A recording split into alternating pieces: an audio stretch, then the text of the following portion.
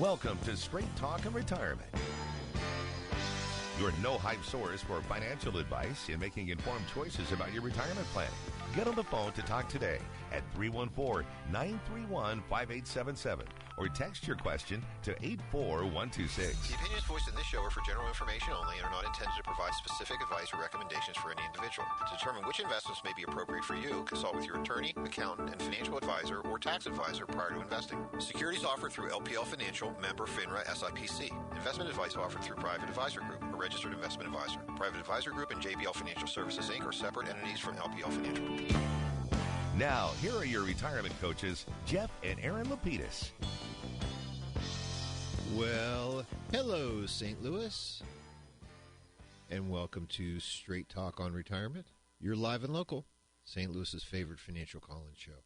I'm Jeff Lapidus, president of JBL Financial Services. Our office are located in beautiful, quickly warming this morning, downtown Olivet, Missouri.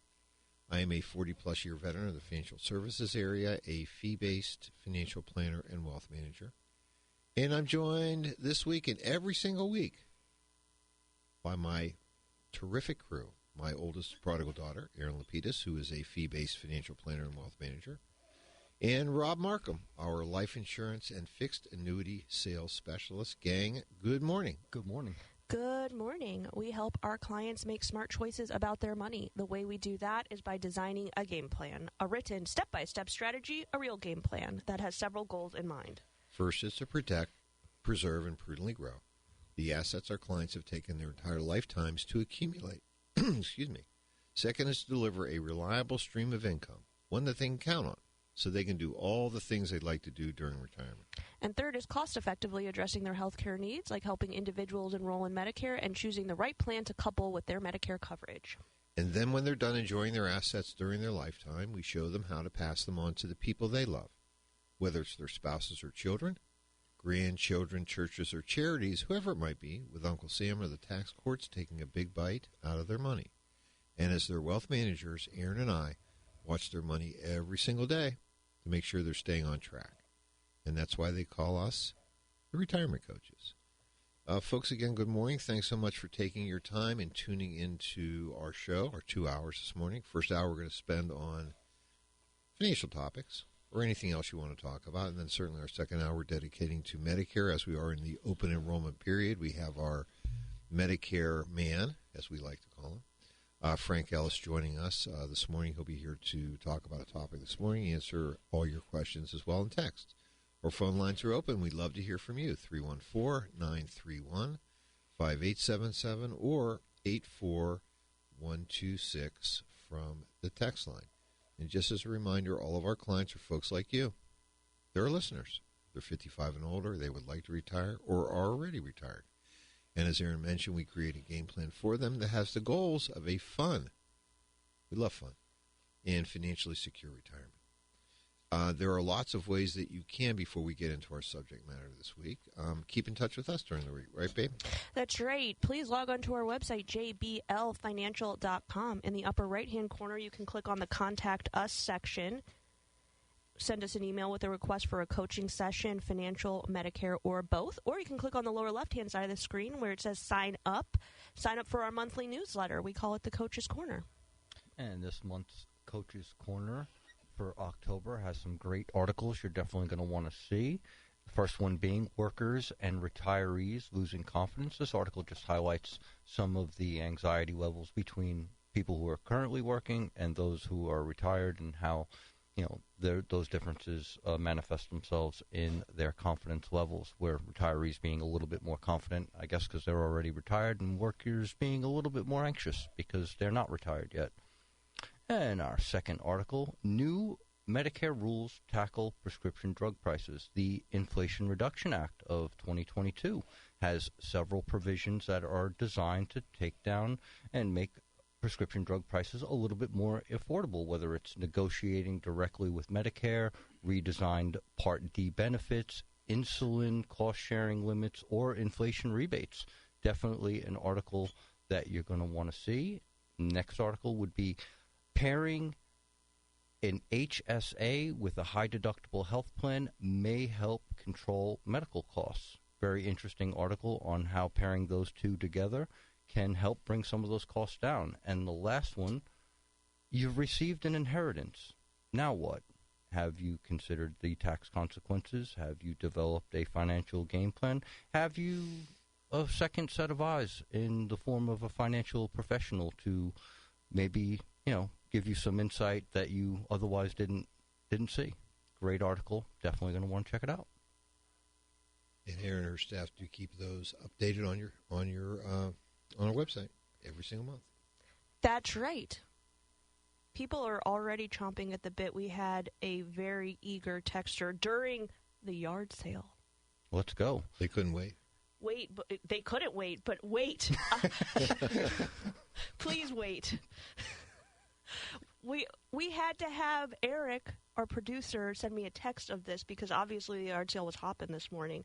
This was 2 hours ago. This text came in. They missed us because we were on at 7 o'clock a couple weeks ago. So hopefully this listener is still tuned in. I'm sure they are. Eric could always text them back.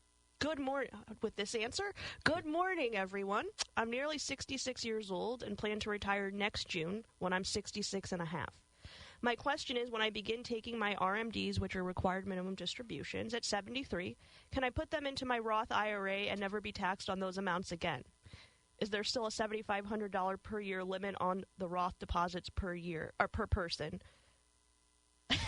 I mean, this is a great idea, but unfortunately the federal government already figured that out.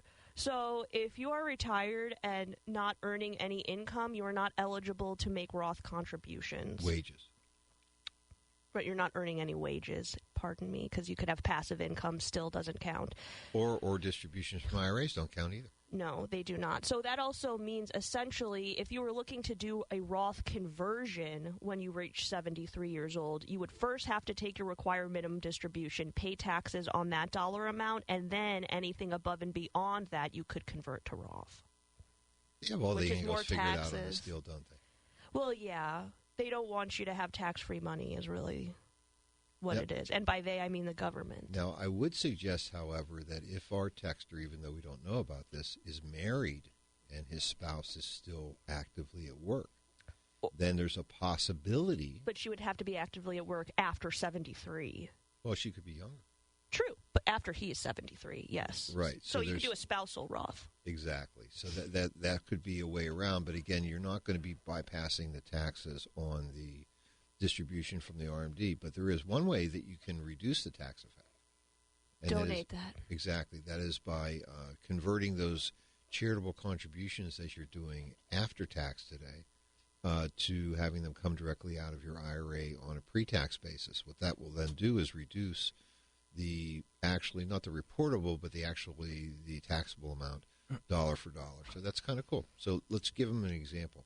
All right. So for example, if your required minimum distribution was $40,000 for the year and you are normally donating $5,000 a year to church or charity, as opposed to taking your required minimum distribution of $40,000, paying the taxes on it, and then making your charitable donations, you should request that your advisor, or if you're working directly with the bank yourself because you are managing your own assets, that the custodian who holds your assets inside of your IRA send the money directly to charity. So if all of that $5,000 went to one church, you could request that they send the money from your IRA directly to church.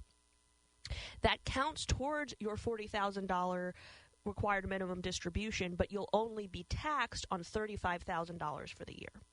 Good example. Shouldn't you always be, isn't that the most efficient way, just to go from custodian right to whoever you want, whatever charitable organization? Absolutely. So there's a little bit of a distinction, though. When you are required to take money out of your IRA for distributions, you are lowering your taxable income for the year. If you are under normal required distribution age, then what would happen is it's just a non-taxable event for you to send the money from your IRA to church. You don't get to take, or charity. You don't get to deduct that from the RMD. Or you don't get to deduct that from your taxes. Now, this could be helpful to people that are no longer itemizing, because if you were pulling money out of your IRA in order to make a charitable contribution, you're taxed and then making the contribution. Whereas if you just send it directly from your IRA, then you're not taxed on it, but it's not going to reduce your taxable income. And I believe that the limitation to make that gift, $100,000 per year, yes, or 30% of your income. Exactly. So again, really good question. The bottom line is, once you have to take the distributions, Uncle Sam's getting paid, and they should be. They wait long enough. Figured out the majority, unfortunately, of the loopholes available to you. One other thing I might mention also, and this is something that clients don't always understand, but it's something you go, oh, yeah, I figured that out. Required minimum distribution is actually the minimum percentage that has to be taken. You can always take more. Uncle Sam doesn't mind. But if you don't take at least the minimum, you get to pay a penalty, on which you should take it. So take more, take the same, but don't take any less. Absolutely. And you know what? The text line continues to heat up. Woohoo! Let's go. And our next texter writes, good morning. Can you talk about what's going on in the bond market and treasury bills, especially the 10-year? It's almost to the point where you almost feel like pulling all your money out of every other equity and picking up 5% for the next 10 years and sitting on the sideline. Doesn't sound like a bad move. Well, if... Welp. Most people have recognized, if they've been watching the bond market, that as yields rise, the market value of bonds decreases exponentially. So I believe that for every 1% move in a 20-year treasury, it's a 20% decline in the market value of bonds. So if you took all of your assets and put them into 10-year treasuries, you're going to earn the 5% coupon. However, if you need any of the money that you put into that 10-year treasury, you're going to have to pay a discount, or you're actually going to owe someone money in order to liquidate a piece of that portfolio. So, for example, if you buy a $100 bond and the yield continues to rise, you could see that that becomes an $80 bond when you make the sale.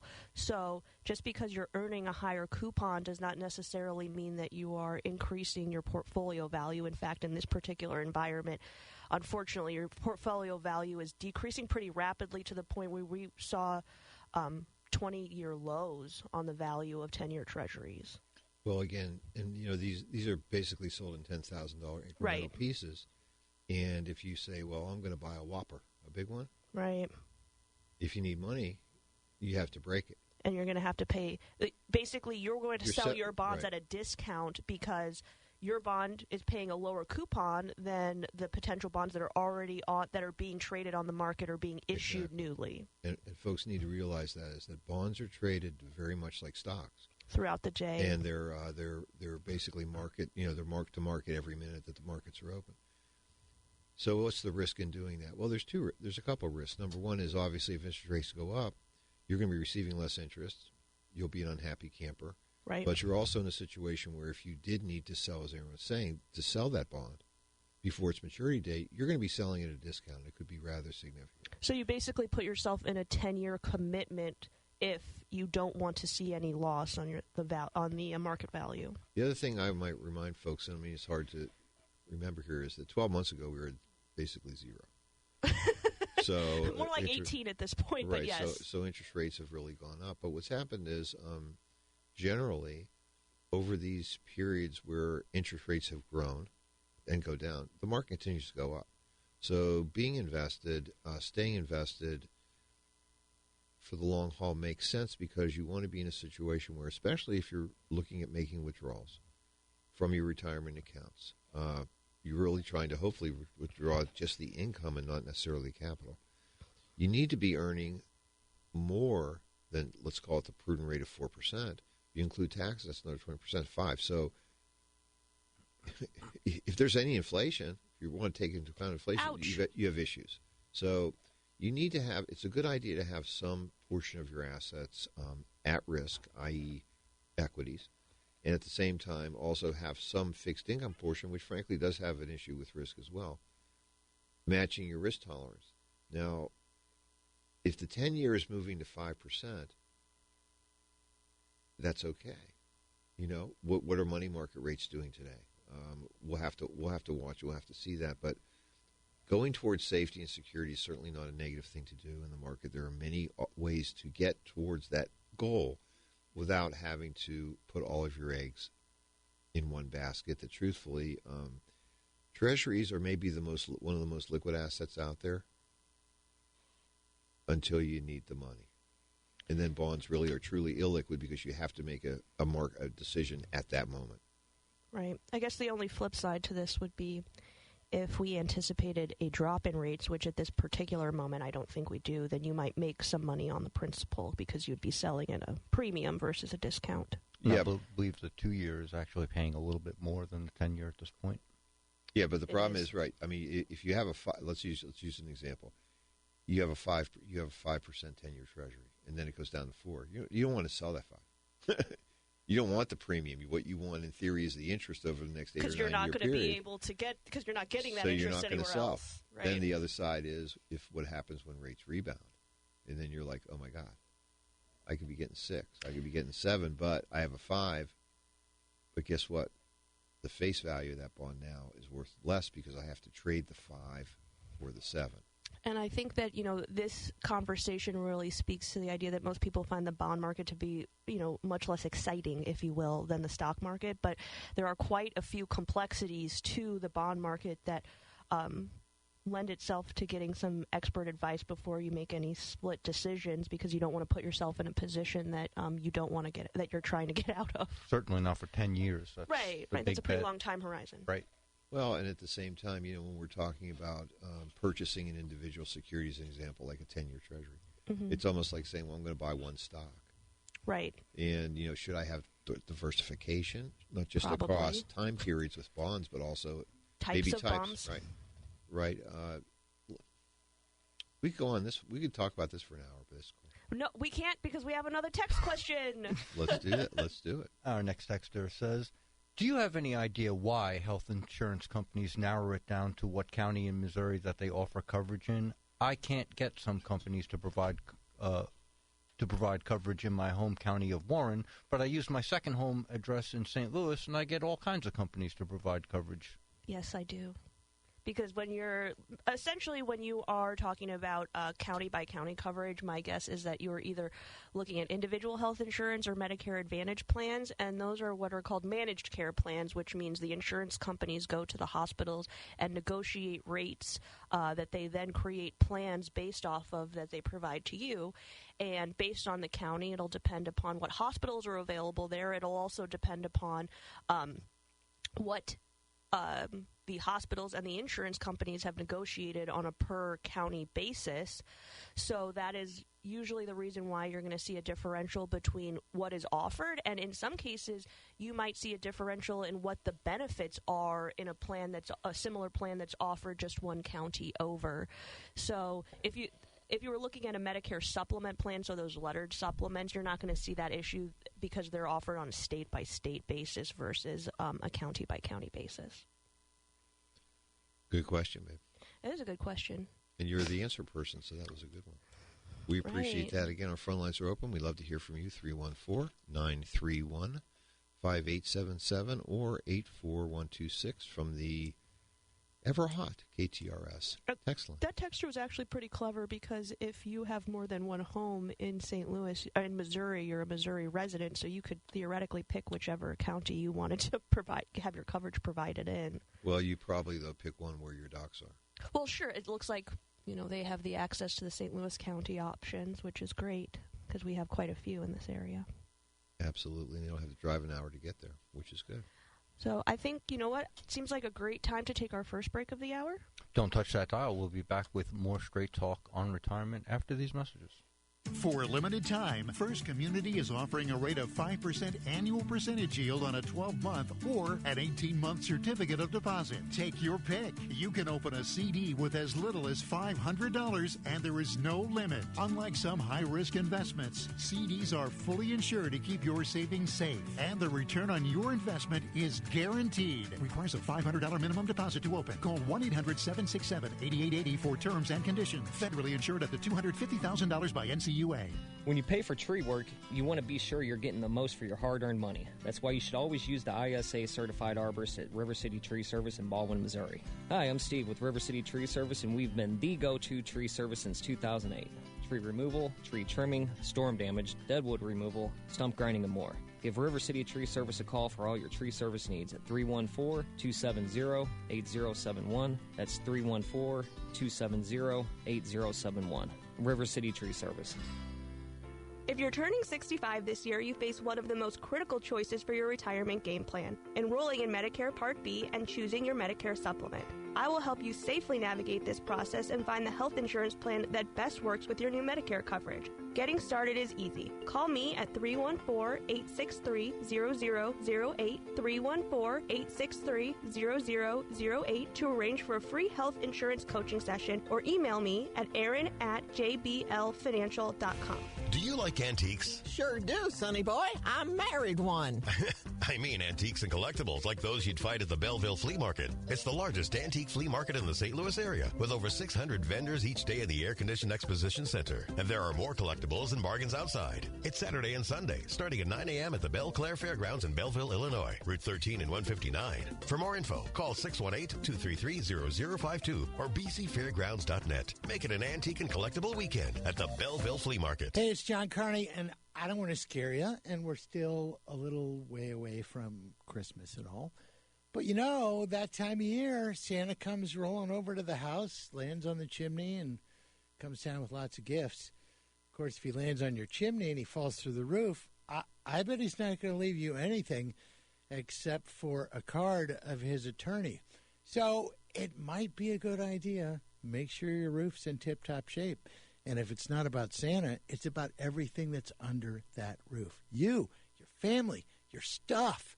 You know what? Allen Roofing's been taking care of all of those things, probably even for Santa as well. I don't know if they go to the North Pole. But they go lots of places, including your neighborhood. Make sure your roof is safe and sound, and your people as well. Siding, tuck pointing, everything outside, they will do your homework. Find them online at aroofing.net. Ho, ho, ho. October is National Pizza Month, so that means it's National Dogtown Month. Dogtown Pizza, of course. And with 11 different varieties, you can celebrate all month long. Bacon, deluxe, and even hot wing pizza. So load up, because October also means football, hockey, and postseason baseball. And nothing goes better with pumpkin spice lattes than a bit of pepperoni. October is National Pizza Month, so that means it's Dogtown Pizza Month. Hi, everybody. This is Dr. Dan Lang. And I'm Dr. Katie O'Brien. Every Sunday afternoon from 2 to 3, we'll be on the Big 550 talking about everything regarding dogs, cats, and other domestic animals. We'll discuss nutrition, training, regular medical checkups, invite special guests, and, of course, answer your questions. So join us every Sunday afternoon from 2 to 3 with Animal Talk on the Big 550 KTRS. The Animal Talk of St. Louis. Let's talk about smart choices for your money. It's Straight Talk and Retirement on the Big 550 KTRS. Here are your retirement coaches, Jeff and Aaron Lapidus. Well, we're back here on the Big 550 KTRS, Talk Radio St. Louis. I'm Jeff Lapidus, the retirement coach. I'm Aaron Lapidus, the retirement coach. And I'm Robert Markham, your life insurance and fixed annuity sales specialist. And we are willing, waiting, and wanting to answer your questions at 314-931-5877 or 84126 from the text line. Halfway through the first hour. Having fun already. Phone lines have been quiet today, but the text lines have been running. We appreciate that. Again, 84126 if you'd like to text us. So we're going to get into topic number one of the day. You know, it isn't unusual that during coaching sessions that Aaron and I have with current clients and then also prospective clients, that they have questions. And sometimes the questions involve dealing with, I think, one of the most important issues that folks have, which is expenses, or I like to think of debt obligations. We know as financial advisors that to make your plan work, it's easier for us to encourage you, and the numbers work better if you're able to your outflows as compared to growing capital. It's just easier to do that. And I'm sure intuitively you can think of that, and agree with me on that. So what we'd like to do is, Aaron and Rob had a very interesting coaching session with Barry and Gail this last week. And let me give you a little background before I hand it over to them about these folks, so you have a little perspective. They've been clients of ours for a little while now. They have about $875,000 of retirement assets, mostly IRAs, and they're currently withdrawing about $4,800 per month, which is inside of our 4% prudent withdrawal rate. But their goal, of course, is to try to reduce this over the next period of years. They do have some debt obligations they want to deal with, and they were looking for some advice. So take it away, Rob. Barry and Gail would like to pay off a student loan, of which $65,000 is still owed. The payment for the student loan is $2,000 a month. Yeah. The second item on the agenda is they would like to replace the deck in their backyard, but that's going to run $30,000. Now, the new deck potential payment would be $800 a month for 48 months at 0% interest. Barry and Gail have very good credit. So I guess the main way we want to attack this, what is the most efficient way of paying for the deck and satisfying the student loan without dramatically increasing their already high withdrawal rate? Right, because if we were to just say, okay, take on those debts, let's just pay that student loan on a monthly basis plus pay the deck on a monthly basis, we're talking about adding another $2,800 a month net to their distributions. Yeah, that would take their distributions from $4,800 to almost $8,000, almost $7,000. Well, right. Well, also, obviously, if you could eliminate that $2,000 a month of payments, right, that would be very helpful. But if we were to withdraw $65,000 directly from their IRA in 1 year to pay off that debt, it's really closer to probably $80,000, right? Right, and fortunately, I guess at this point, because of their income that they're pulling they're pulling about $55,000 a year, plus Social Security benefits, etc. That might get them close to the Medicare Part B limit as well. Might affect them in that way. Exactly. So, I mean, option one, we could withdraw the $100,000 from their retirement accounts, but that wouldn't be very efficient because their asset base would decline 10%, increasing their withdrawal rate and pretty much putting them on an unsustainable path. Exactly. So what we need to figure out a way to make this work, because one, the student loan payment is coming no matter what. Now, we could talk about putting the deck off or not, but the reality is they want to get both of these things done. They're Americans. They want everything immediately, right? Oh, it's how do we achieve short-term goals without disturbing the long-term ones?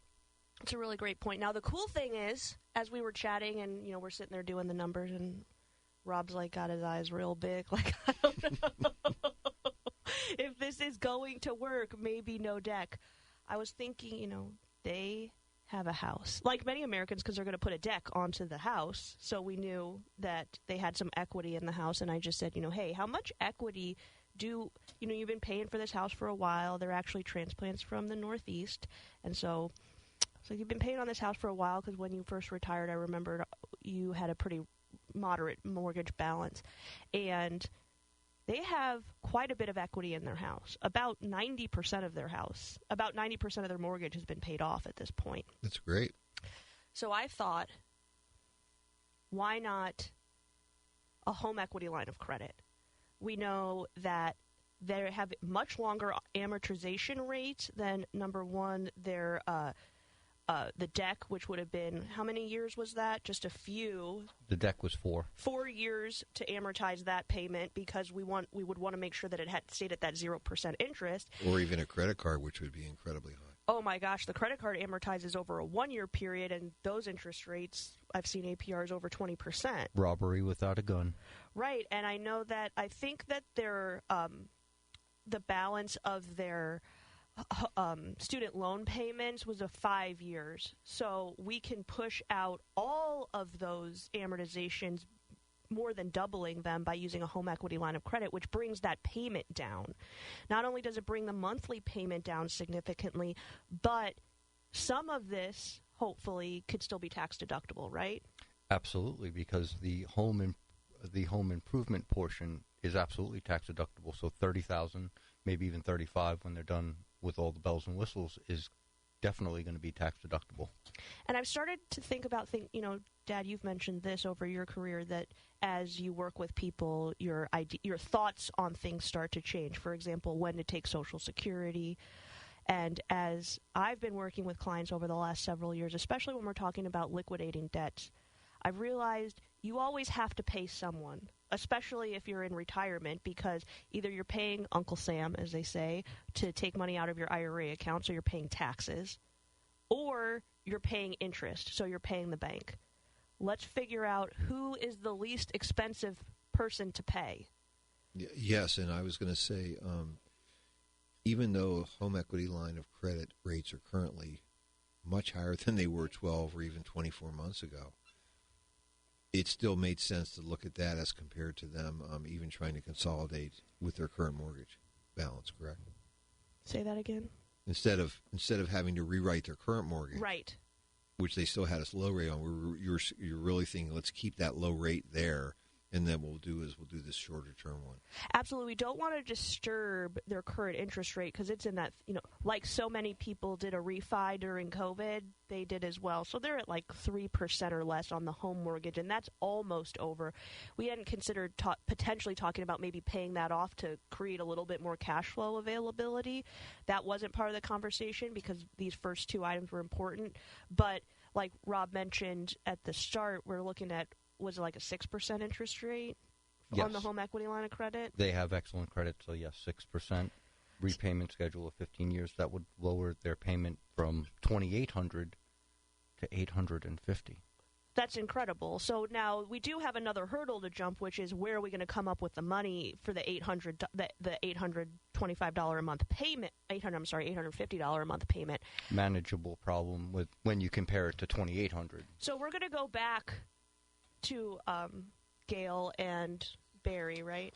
Mm-hmm. Gail and Barry, and we're going to have a little negotiation. How much on your side can you come up with for the payment versus how much do you need us to send above and beyond what we're already sending? Now, that is going to slightly increase their withdrawal rate, but we're talking about anywhere below $850 extra per month versus $2,800 per month. And the loan certainly solved the asset erosion problem and the excess taxes associated with the lump sum payment, because if you need $100,000, you'd be taking like $125,000 to get, because you still have to pay taxes on that lump sum. Making my point perfectly, which is, do we want to pay 20+% in taxes or 6% in interest? Someone's always going to get paid. It's just a matter of how do we negotiate that to our advantage, not theirs. Well, I was going to ask a question here. Because we didn't talk about the age of Barry and Gail. But if I'm correct, I think they were under the age of, they were under 65. They'd retired at 64. So they were still also, part of their budget was, they had some pretty hefty health care premiums they were having to deal with COBRA. Sure. And once they become Medicare eligible, those payments were going to fall out. And I just remember from the end of our conversation after you told me about this meeting is that the savings that they would have from their health care would then put them in a position where the amount of money, that extra $800 a month we're sending them, would really be pretty much covered over. So you were feeling pretty comfortable in doing it that way, so that paying over a period of time not only did it save them taxes, it also didn't reduce their principal sum significantly. Right.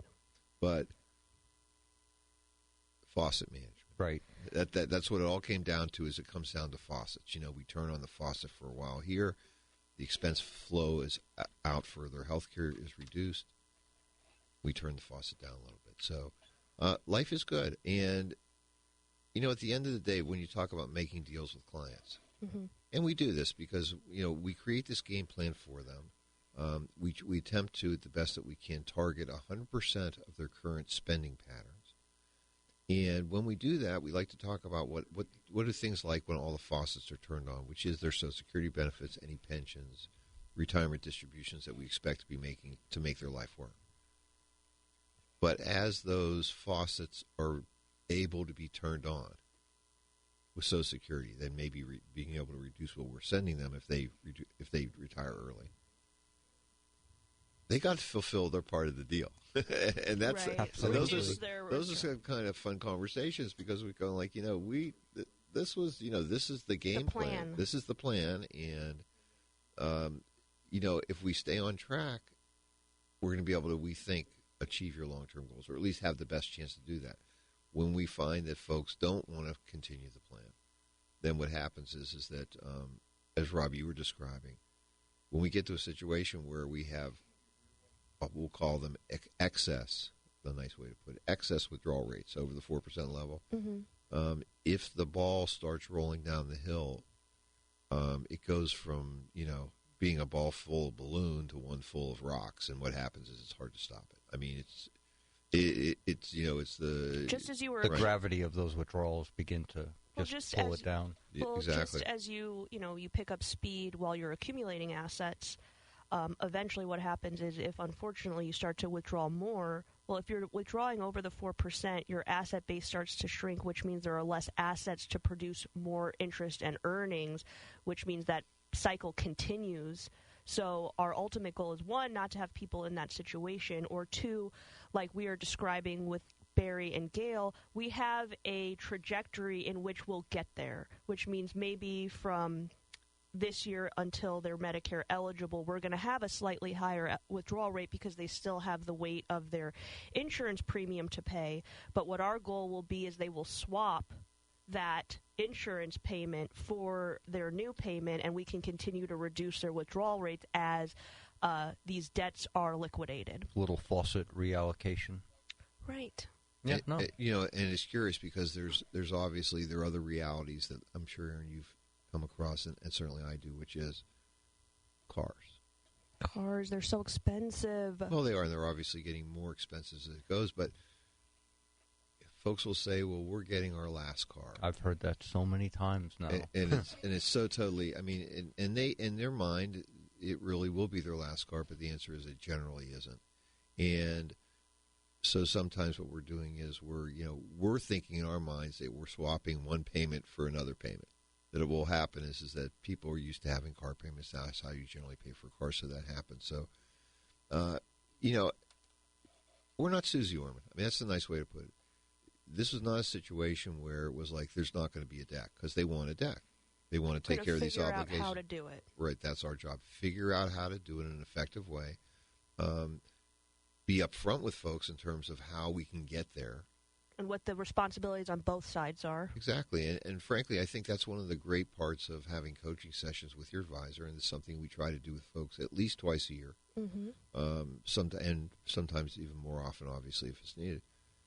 But it's accountability. They're accountable for performing certain actions, and we're accountable for other ones, and maybe the big one is keeping them on track.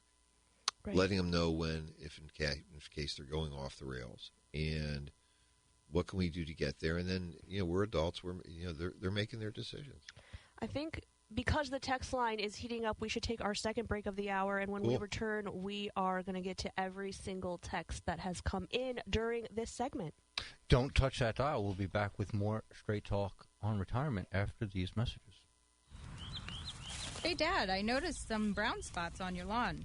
Looks like you might have a fungus. Well, actually, that brown spot by the fence is where my grass trimmer ran out of gas, and I might have spilled a little fuel when I filled it up. Oh, what about that spot by the firewood rack? Well, that one I was gassing up the chainsaw. And the one by the shed? Leaf blower. It might be time to switch to battery power. Hi, Frank Blair from Schnarr's Hardware. Fall is a great time to put outdoor power tools to work. An Echo's 56-volt battery-powered lineup can help accomplish your home and garden goals, all with zero emissions.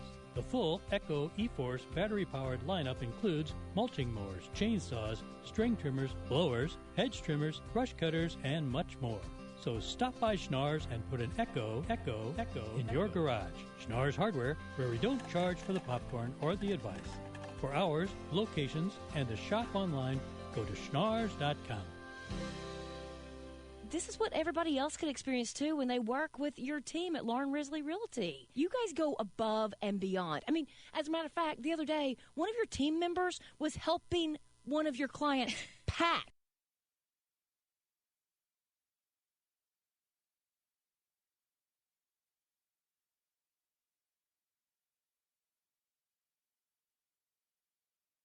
Move. Yes. Her whole house, yeah. Her movers bailed on her last minute, and he canceled all of his appointments, and for 2 full days he was, and this was 100 degrees in St. Louis in the summer, yep, and he packed up an entire pod for her, and yeah, I mean, that's the kind of stuff we do. I mean, every agent on my team, they're fantastic, but they're on my team because they have a servant's heart. Yep. And our main goal is to serve people, and when you lead with that, the business just comes. And so we're very, very thankful for that. But it's just fun, you know? Like, when you love what you do, it doesn't feel like work. Well, we love you. We love everything that Lauren Risley Realty does, and I think you guys will, too. You can learn more. Call Lauren Risley Realty at 314-775-0684. You can also email hello@laurenrisleyrealty.com. The Photo Pros, formerly Creve Coeur Camera, will preserve your family history. Bring in your old home movies, VHS, DVDs, slides, memory cards, and piles of photos. We will put them on a thumb drive for you to share with the entire family. With the Photo Pros, nothing leaves St. Louis. Only trust a local company with your memories. You can Google the Photo Pros STL or Creve Coeur Camera, or just give us a call at 314-567-3456. That's 314-567-3456. Do you like antiques? Sure do, Sonny boy. I married one. I mean antiques and collectibles like those you'd find at the Belleville Flea Market. It's the largest antique flea market in the St. Louis area, with over 600 vendors each day in the air-conditioned exposition center. And there are more collectibles and bargains outside. It's Saturday and Sunday, starting at 9 a.m. at the Belle Claire Fairgrounds in Belleville, Illinois, Route 13 and 159. For more info, call 618-233-0052 or bcfairgrounds.net. Make it an antique and collectible weekend at the Belleville Flea Market. Mom, what do you always say? There's nothing sadder than jewelry that sits in a drawer. That's why we are proud to offer jewelry repair on site at Newstetter's Fine Jewelry. We know that your jewelry is important to you, and we take that part of our job very seriously. Visit us at Doherty Ferry in Big Bend or learn more at wowdiamonds.com. Hi, this is Dr. Dan Lang. And Dr. Katie O'Brien. Join us for Animal Talk every Sunday afternoon from 2 to 3. On the Big 550 KTRS. Now, back to Straight Talk on Retirement on the Big 550 KTRS. Here are Jeff and Aaron Lapidus. Welcome back to the 947 here on the Big 550 KTRS. We have about 10 minutes left on this segment of our first hour of the show. And our text line is very, very hot. Let's get right to it. Let's do it. Next texter says, Tier 5 drugs often times require prior authorization. If a Tier 5 drug prescribed by a physician is in an Advantage Plan insurance formulary, who actually authorizes the drug, the insurance company or Medicare? Tier 5 is a Medicare tier. That means if you have a Medicare Advantage plan that has a prescription drug embedded into it, or if you have a standalone prescription drug plan because you're using a supplement. Tier 5 is the same. It's the Medicare-approved tier, which means although the insurance company provides you some of the benefits, the prior authorization is approved through the insurance company, but it's backed by Medicare, so you're usually not going to have an issue there. You also have an appeals process available to you, but rarely do they deny Tier 5 medications because you're paying the bulk of it anyway, unfortunately. Sounds good. Next texter writes, I am on Social Security and have almost $10 million. Do I need a financial planner? Absolutely. Well, my guess is if you have accumulated more than up to $10 million, you're probably spending more than Social Security on a monthly basis. At least that's what we found in our history. It's interesting because I was going to say that I think there is a difference, and it should be considered between financial advisors, which are typically, some people think of them as brokers, but also financial planners. Sure. For most of our clients that have accumulated that level of assets, estate distribution becomes an issue. Right. And usually there are complex situations there where maybe there's real estate involved, maybe there's a family business. It's just not mutual funds or IRAs. So having some assistance in developing a game plan for that is really what financial planners do. The attorneys are obviously the ones that draw the documents and make sure, and obviously can provide some complex legal advice, but the game planning is usually done by planners. So I would certainly say that to our texter, it will cost you nothing in general to have an initial consultation with somebody to determine whether they can be of help. And frankly, it's probably a good idea to do it. I would also... I was just going to say, financial planning, estate planning, insurance planning, it's complex, it's nuanced. Like Jeff said, you can only benefit from having an expert second set of eyes, on your game plan, such as it is, to because you can't be an expert in all these matters. You are an expert in building that $10 million war chest. It can only help to have a second set of eyes, look over that game plan and make sure all your I's are dotted and your T's are crossed. And the only thing I would just add to that is many clients come to us for similar reasons. They want some assistance in cash flow game planning, in insurance planning in terms of Medicare, in long-term game planning, like you mentioned, Dad, for estate planning. But we have clients that come to us for different reasons, and in some cases that might be it, which is you're set on the income side of things, but the long-term planning, not only for after you have passed away, but maybe with that level of assets, there are things that you want to do during life so you can see some of the benefits of what, your money at work. That's another reason that people come to us. Yeah, the only thing I would add to what's already been said, which I thought has been very good, is that the laws have changed.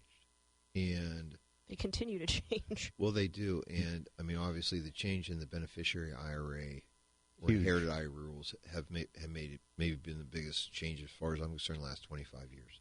But one of the really common things that we're looking at with clients is we talk about the insurance area. They have life insurance policies they created many years ago. How do we repurpose these in a way to meet our new and changing long-term goals? When you've amassed that much money, unless it's been lotto or you invented something or inherited a company. Lotto. What's happened is that you're probably, at a state in your life where maybe we're talking about really, truly being able to do intergenerational planning. And that's fun. As far as I'm concerned, that's really the fun part of our work, which is creating those game plans and then assisting our clients when they're not there to make sure that things happen in the right way. So that's fun. Good question. We appreciate that. Our next texter writes, you're going to love this one. Can you explain the pitfalls on 401k conversions to Roth and increase in Medicare payments? This is a very easy pitfall. If you exceed $195,000 married filing jointly, you're going to pay more for your Medicare premium. Not the year that you do it, not the year after you do this, but 2 years later, and for 1 year. Yeah, and for every subsequent year. So what we're really talking about is if you feel compelled, for whatever reason, to do a Roth conversion, you really have to do some math here because of this 195 limit. How much is your earned income? How much is your retirement income? How much is your passive income? How much is your investment income? Adding all those up and doing it the right way. And then converting how much of my 401k can I truly convert? Before you get to the 195.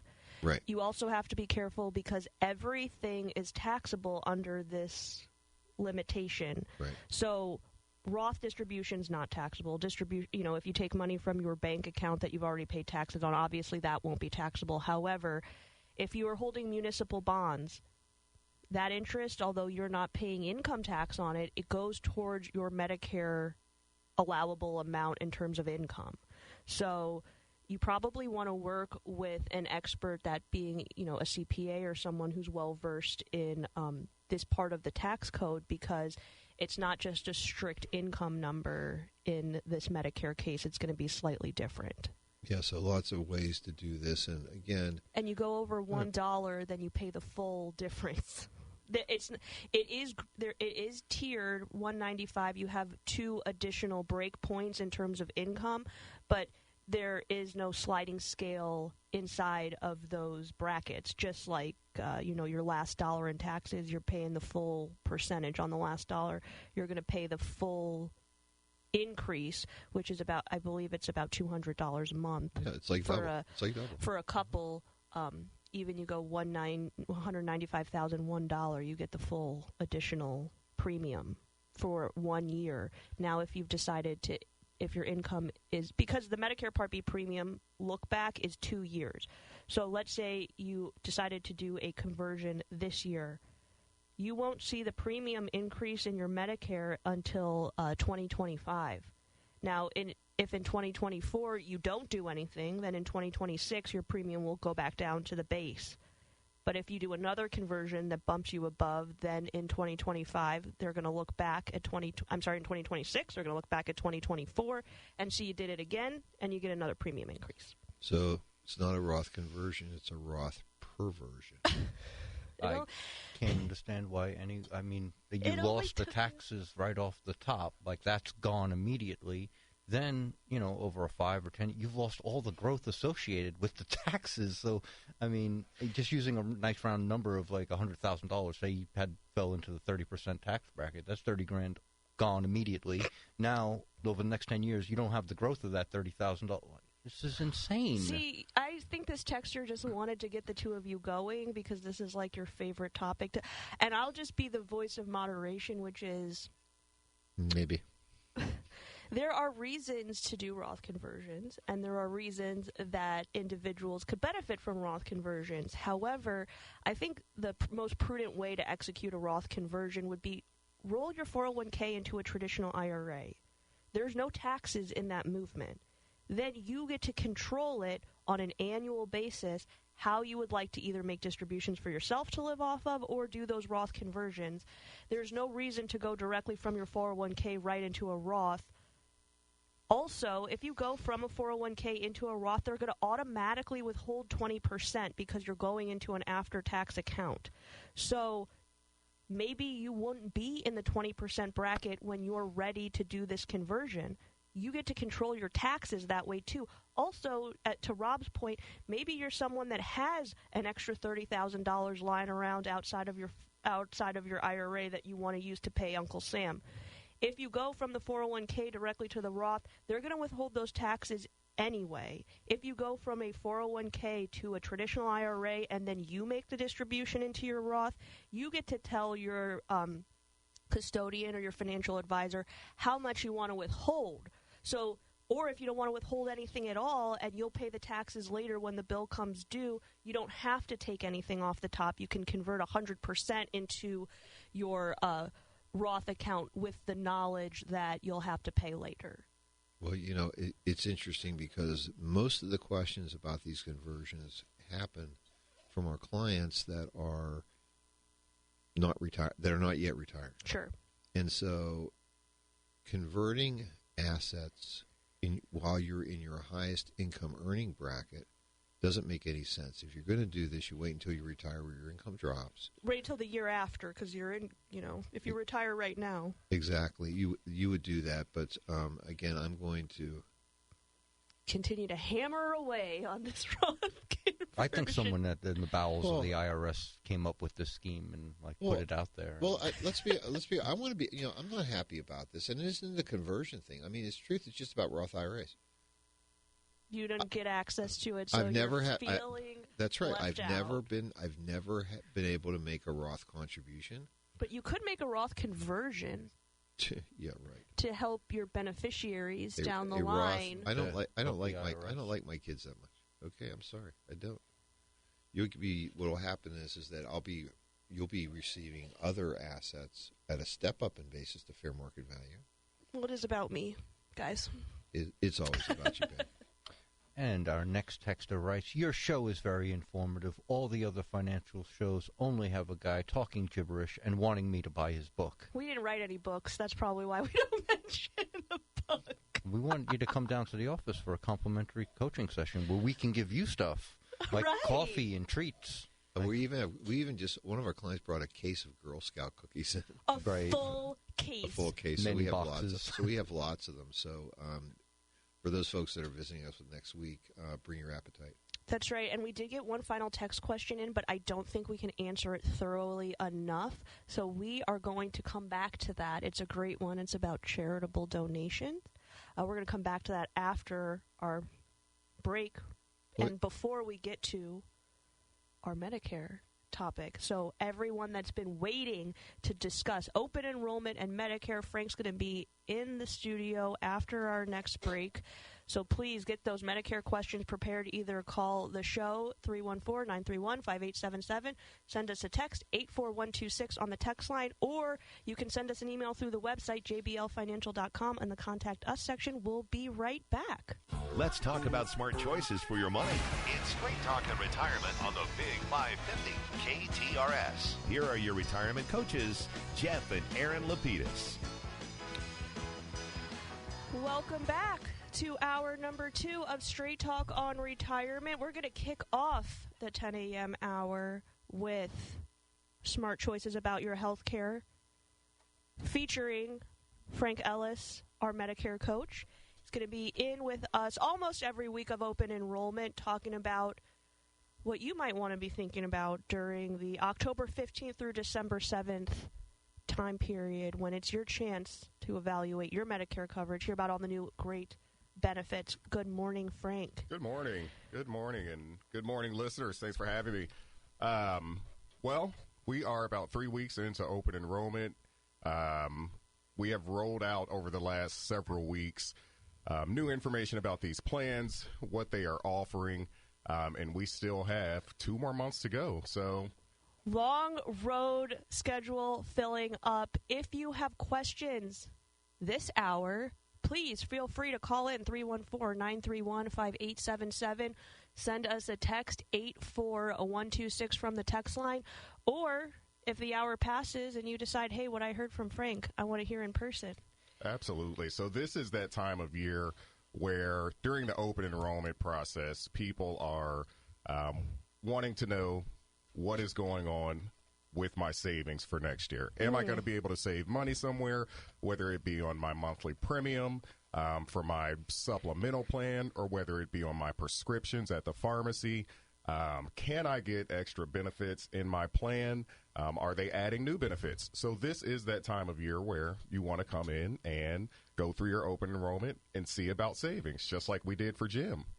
All right, let's talk a little bit. Well, you know what Jim did in order to get this conversation with Frank? He called our office, 314-863-0008.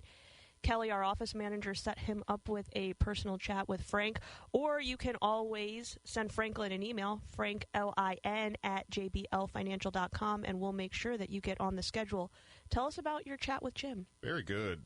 So, just like many of us out there, Jim is all about savings. Okay, where can he save money? Where does he have an opportunity to put himself in a better financial situation next year?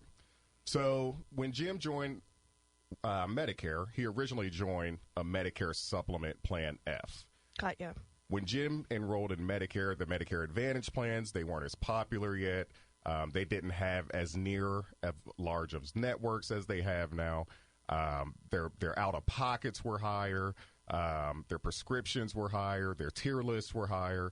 So they weren't very strong yet in terms of coverage like they are now. Mm-hmm. So the Plan F was the big Cadillac of the plan back whenever Jim joined. The Plan F is a Medicare supplement that covers 100% of coverage from top to bottom, but it got discontinued in January 2020. Right, so unless you were born before January of 2020, unfortunately, this isn't even an option for you as you age into Medicare. So if you've decided to defer Medicare, you still have this option open if you were born before January. If you turned 65 before January of 2020, but for everyone else, this Cadillac isn't even on the lot anymore. That's right. Suffice it to say, Jim wanted to know if he could save some money. That's right. So when Jim and I met, we went over his Medicare supplement, how much he was paying for his Plan F. We know that when you are on a Medicare supplement, those premiums tend to go up every single year, somewhere between 3 to 8%. Now, Jim has been on this Medicare supplement for quite some time now, and he actually was paying a pretty fair price for his Medicare supplement Plan F. He was only paying $217 a month to the insurance company. Got you. Okay, but that is an additional premium within these Medigap plans, Right. okay, unlike the Medicare Advantage plans, okay? So Jim is paying $217 every single month to the insurance company. Very low usage rate in terms of how often he actually has to use his plan. Okay, so he's hardly ever going to the doctor for things. Maybe he goes to see his specialist, 4, 5, 6 times a year, and that's pretty much it. And he obviously is on some generic or preferred generic medications because he's only paying $11.20 a month for his Part D, correct? That is correct. So his Part D plan, $11.20 monthly. Again, his Plan G, $217 a month. And then he's also paying for some dental and vision, which is another $47 a month. That's another $47 for a dental plan and a VSP plan that he pays. And go ahead. And then he had a special interest in a gym membership. So we all know that Lifetime Fitness, we've talked about this in the past, that is covered by a Medicare Advantage, United Healthcare plans, Renew Active, and Jim had a special interest in that. He wanted to join that gym membership, but he didn't know if he was going to have to pay for that or if his plan covered it. So we had to add that in there. That's another $150 a month for his gym membership. Right, and apparently his supplement did not cover gym memberships. Is that correct? That is correct. Okay, so we have $217 for the sup, $11 for the prescription drug plan, $47 a month for the VSP, which is vision and dental, and then $150 a month for the gym membership, bringing us to how much is Jim paying every single month? Every single month. In premiums only, $425.20. Annually, how much is that? So annually, if we look at that, $425 for a year, that's going to be $5,102 that he is paying to the insurance company and hardly using his plan. And all right, so he's using his plan a few times a year. He wants to go to the gym. He wants dental. He wants vision. He needs a prescription drug plan included in it. And he's also heard from his friends that his friends aren't paying anything, and they've got gym memberships and dental. And he wanted to know from you what is going on here. That's right. Why am I paying $5,000? That's right. And that's what really sparked the conversation was, he's been hearing some good things about these plans from his friends. And these Medicare Advantage plans are improving year by year. Every year we tend to see it yearly maximum out-of-pockets have been dropping.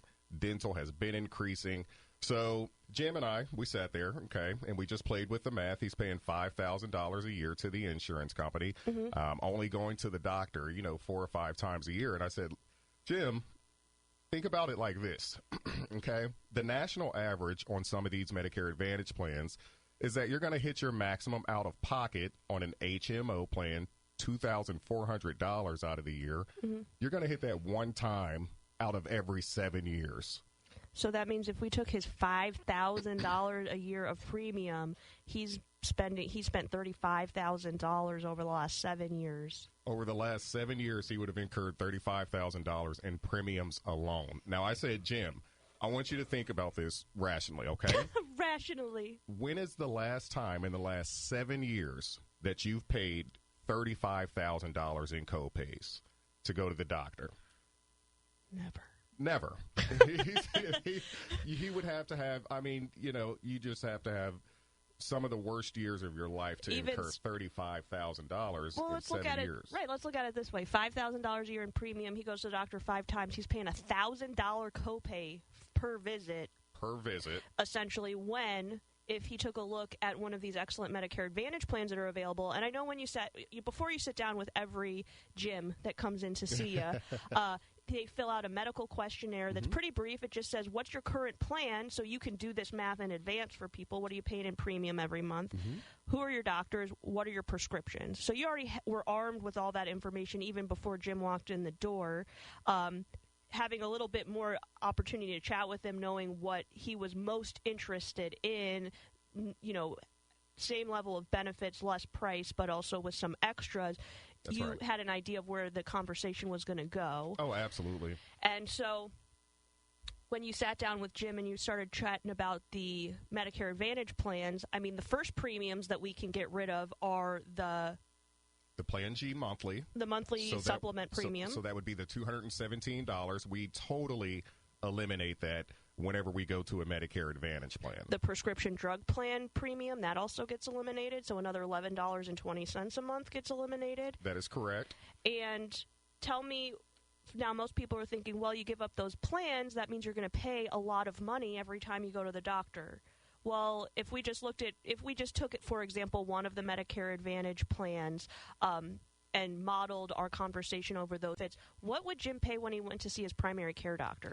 So in most cases, as long as his primary is in network, you will not pay a copay to visit your primary. So no cost. When it comes to specialists, you'll pay about a $20 copay for a specialist. $20? Again, in network, yes. And when we're looking at Jim's situation, like we said, he's paying about $1,000 a year for his doctor's visits, going 4 or 5 times. To whereas if you're on the Medicare Advantage plan and you're just paying as you go, okay, and he goes to the doctor 4 or 5 times, $20 copays, I mean, that's $100 compared to $1,000 that he's paying now with his Plan F. So we just got a text.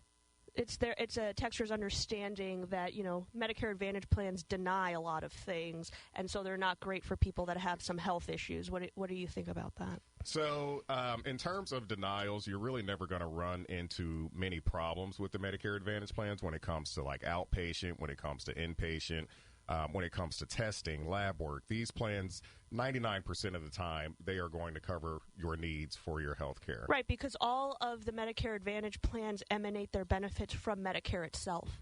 So you first have the protection of the plan that you selected. You do things that are covered under Medicare, the plan is required to cover them. If you have a denial for whatever reason, you have an appeal. You have 2 appeals. You have an appeal to the insurance company itself. They'll review. And then you have a second appeal to Medicare itself if the plan denies you for the first, the second time. So you get 2 opportunities to have your benefits evaluated.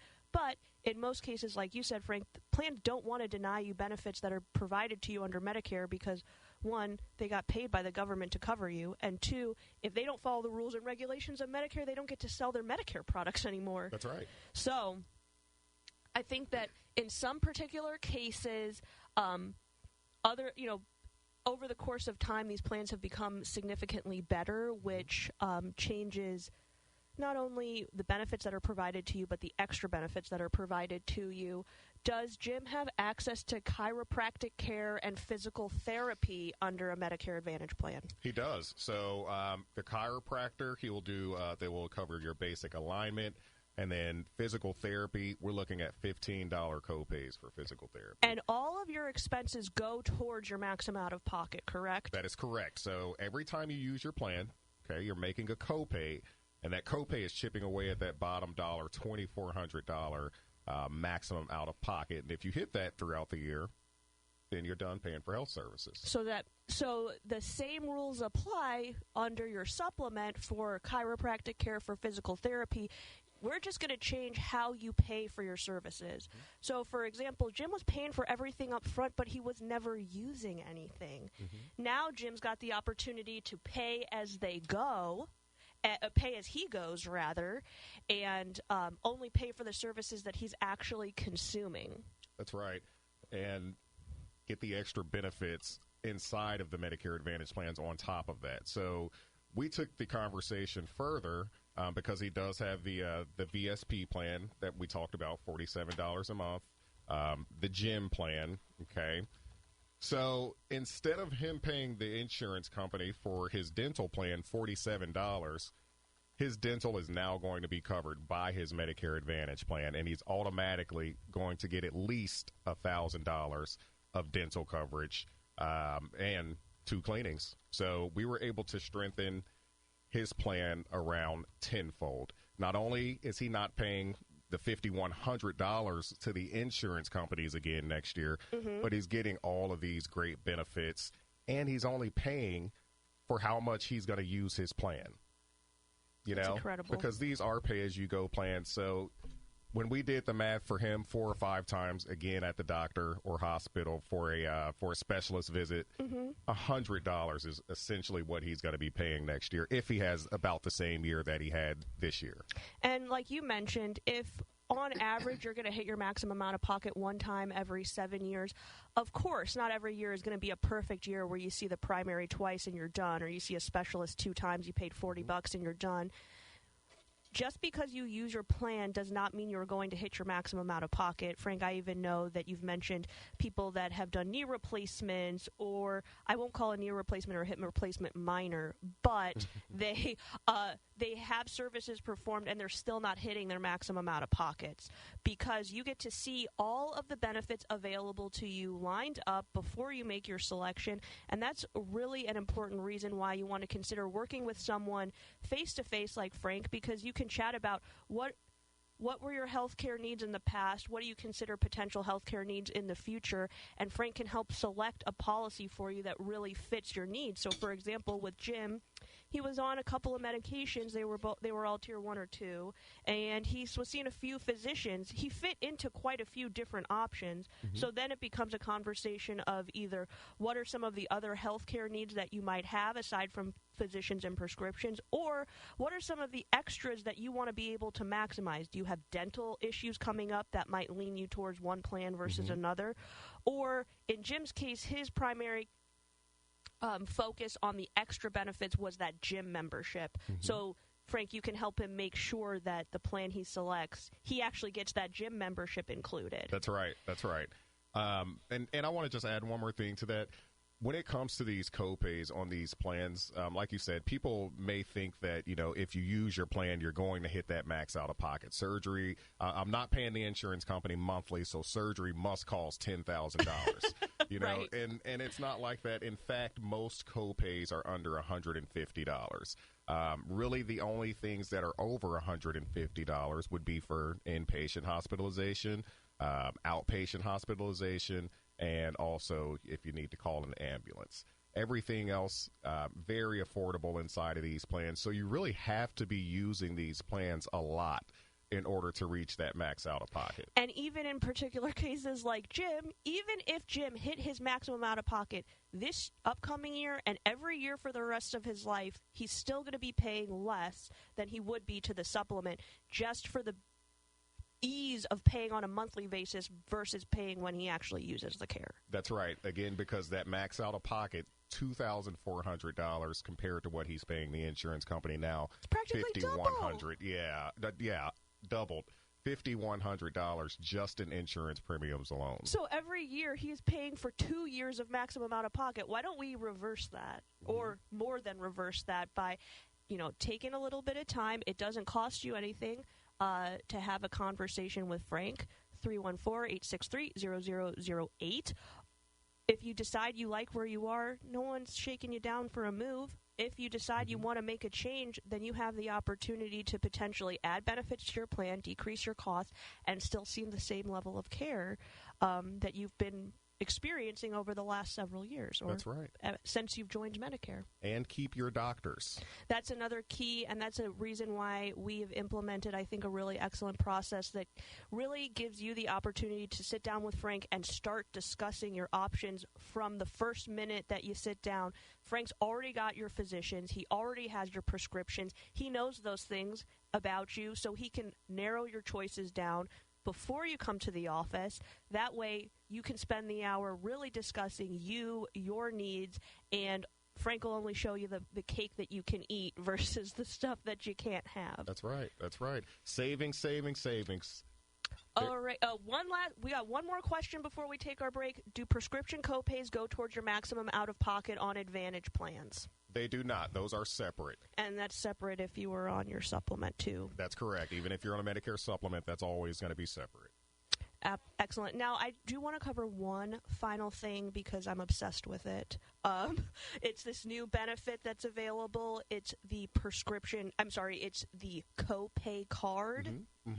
can you give us the parameters of the copay card in general and let everybody know how Jim's going to save even more money potentially? Yeah, so folks that are on the Aetna plan, they're going to get a copay card. It's going to be $200 quarterly that they upload to the copay card. And that copay card can be used for doctor's visits, for lab work, for vision and hearing tests, for therapy. And the best part about it is it's going straight to your maximum out-of-pocket. So let's say Jim signs up for that Aetna policy that's got the $200 a month copay card. He needs to see his specialist, and it's $20. Mm-hmm.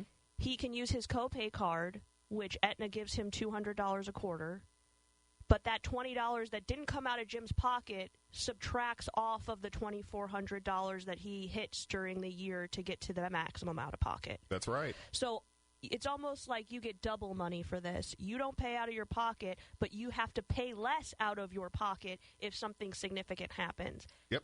Now, that's going to be $800 a year, $200 a quarter. That's an $800 a year benefit that can potentially go towards your maximum out of pocket. But the only thing that you cannot use the copay card for, I'm guessing, are prescription copays. Prescription and dental copays will not be covered by the copay card. Now, tell me, how much is Aetna offering in dental this year? That specific plan, $3,250 worth of dental to cover everything except for cosmetics, but they will cover implants. Oh, my. So no wonder the copay card doesn't go towards the dental, because they increased the dental by another $1,200 on that plan this year. That's right. And they're not the only plan that has improved over time. I just think this new, if your physicians fit, if your prescriptions fit into some of these Aetna policies, they are just remarkable with this copay card. Because if you think about using every single dollar of the copay card that you have available to you, the $2,400 maximum out of pocket just went down to $1,600. $1,600. That's, I mean, I don't think that you can have comprehensive coverage, say that you only pay for it when you use it, and only have $1,600 in the worst case scenario come out of your pocket. So now Jim is saving even more money. Oh, right. He went from $2,400 down to $1,600. Now, granted. Well, he went from $5,100 down to $2,400, now down to $1,600.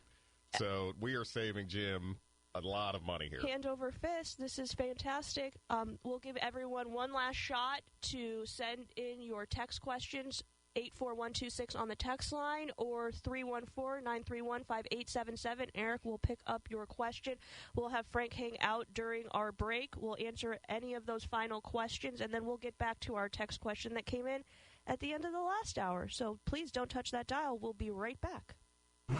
I'm Farmer Dave, and here's my good friend and owner of MasterCars Inc., Alex Rosenberger, with today's hot MasterCars Inc. deals. Thanks, Farmer Dave. We're pretty excited as we go into fall here. This is truly Corvette season and convertible season in the St. Louis area. Every Corvette we have, every vehicle we have in stock is handpicked by my father and myself. Everything's AutoCheck certified. We also purchase vehicles. We're always looking for Corvettes, Vipers, Hellcats, anything unique, interesting, late model, clean, low miles, classics, you name it. If it's something special, we want to know about it. We have excellent financing available. Believe it or not, there's still some great interest rates out there, and we work hard to make sure we do get you the best term and rate. Easy approvals. Jump on our site, mastercarsinc.com, hit the finance button, and get pre-approved. So rev that motor and point your car in the direction of MasterCars Inc.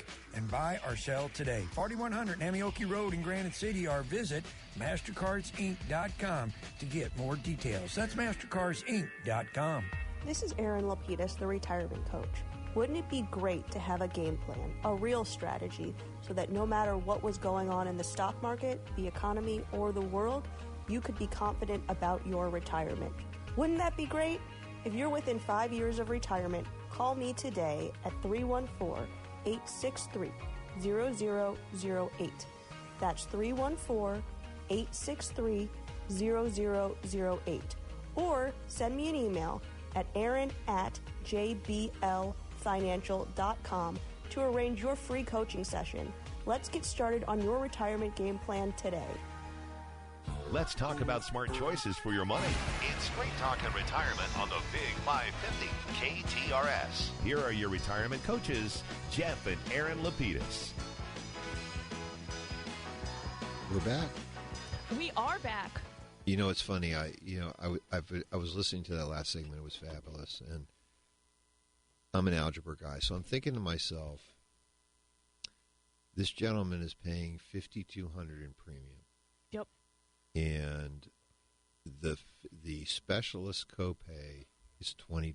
Mm-hmm. Oh no! How many times is he? That's right. Is he taking up residency in the specialist office in order to meet that 5,000? Well, it's funny because when I first was introducing our clients to you, honey, and doing this and listening to things, that's what I'm thinking. I'm thinking you take 260 $20 bills. 200. That means you have to go to the stack specialist. you stack them on your table. And every time you go to see your specialist, you take one off the table. How many do you have left?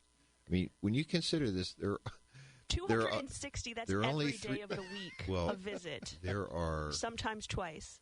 That is every single business day of the week. Now, most folks don't visit their specialists that many. At least the same people are married to them. You know what? Maybe we have an opportunity to get Grandma to switch her Medicare to a Medicare Advantage plan now, because she goes to the doctor until she gets the answer she likes. You know, and I think what the cool part about this, as you guys were talking, I'm thinking to myself is I'm pretty confident, and I'm sure Frank confirmed this, that this gentleman's physicians were part of participating in one of the networks. That's a big deal. I mean, that is like the number one big deal. So his docs are in the book, as I used to like to say. We know the hospitals are automatically in the book because the doctors have privileges at certain hospitals. So you're already in the network. You're only going to see the doctor that your doctor sends you to or your own physician. So therefore, you're staying in the network, which means that you're actually really participating in the plan. And the best part is that you're also getting the discounts negotiated by the insurance company with the physicians and other specialists for that care. So guess what? You got to think about this very seriously, very carefully, and it's easy to do. You just give Frank a call. That's right, because we have two great texts, and then we'll let Frank enjoy his Saturday because he's got a big week ahead of him and a big 8 more weeks ahead of that. What is Frank's phone number, and does he charge a fee for Medicare planning? 314-863-0008. Frank never charges anything. No. Never, ever. The insurance companies pay us if you decide to work with Frank, so there's never any fee or obligation when you come in and have a chat. And the great news is that means that you have somebody live and local 5 days a week. If you run into any issues with your plan, we had a question about denial. Something like that happens while you're on one of the plans with us, you can call Frank and he can help navigate the issue. Maybe we can't solve every problem, but at least you have an answer and a person that can help. I think that's pretty invaluable, especially when it comes to health insurance. What is the best Medicare plan for coverage if you travel a lot? And I know, Frank, that you wanted to bring up some extra benefits these Medicare Advantage plans have added over the last few years. That's right. And I get that question a lot when I'm meeting with people. And one thing that I do ask Medicare enrollees is, do you plan on traveling once you're retired? Or, are you doing traveling now? So, I kind of think about it like this. Okay, these Medicare Advantage plans, they've been strengthening. They've been building their networks, not only in St. Louis, but nationwide. So what they have now, it's just called a national network, especially for the HMO plans. The PPO plans have this as well, but PPOs work a little bit differently because you can go to any doctor in the country that you want. So if you choose a PPO-style Medicare Advantage plan, it almost looks exactly like the supplement. Any physician that accepts Medicare will accept you. Your price may be slightly different depending upon if they are in-network with your plan or if you've selected an out-of-network physician. That is somewhere not in Missouri, but also not taking your health insurance. But how does it work if you have an HMO?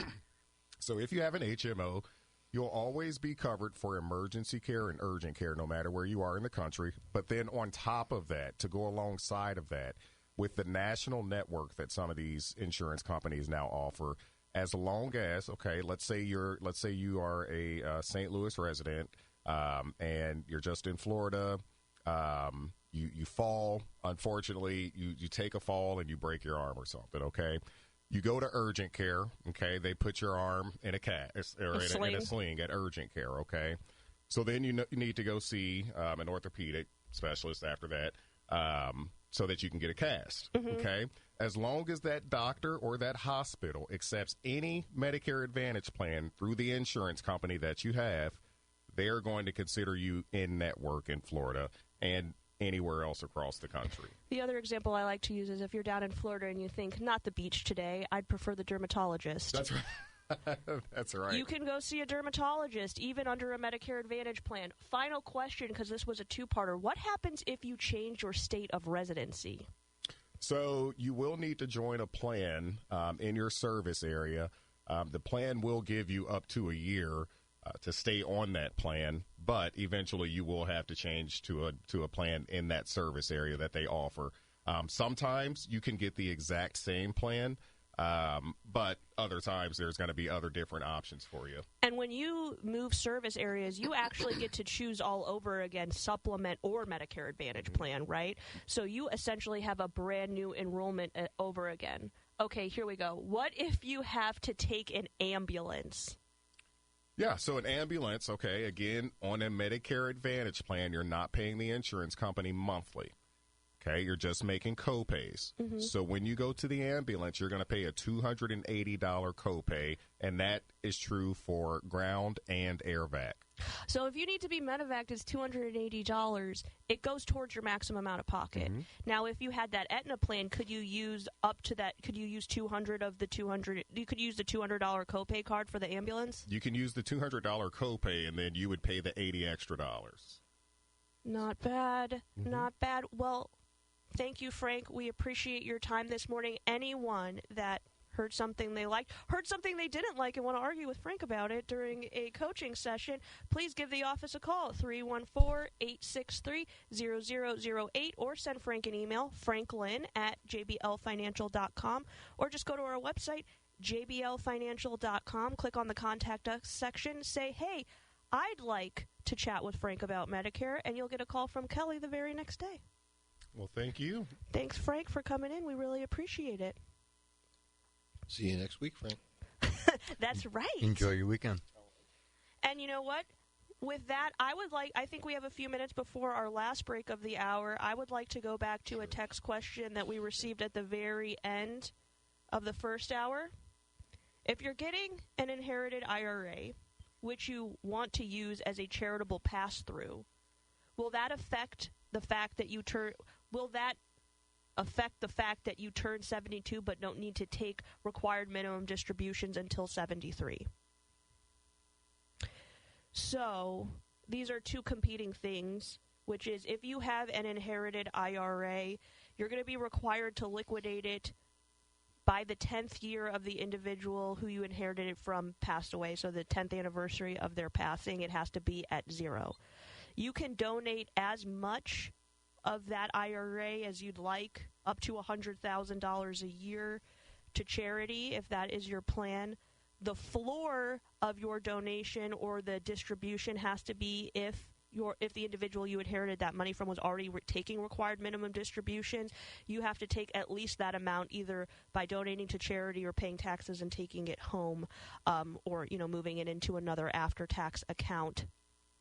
There is no maximum, so you could liquidate it all within 1 year.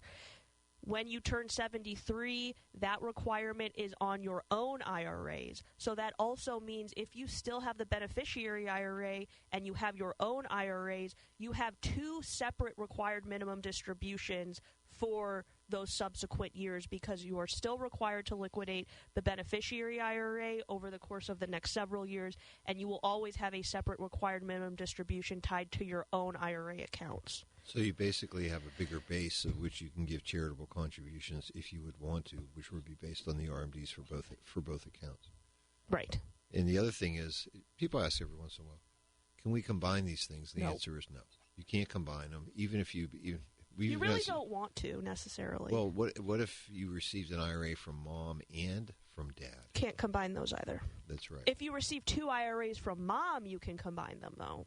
Yes, and you still have to do the RMD. So that was a very good question, and I would say that if it's okay, honey, that would lead us into we were going to have a discussion anyways. Anyway. I had a conversation with Tom last week, and he indicated to me that his mom, one of our clients, had recently passed away at 92, and that he and his two sisters would be inheriting approximately $300,000 from Mom, $100,000 each. His question was, what does the process work in terms of setting this up? How do we get the money? Can I add this to my IRA? What are our options? So lots of questions. How do we get started?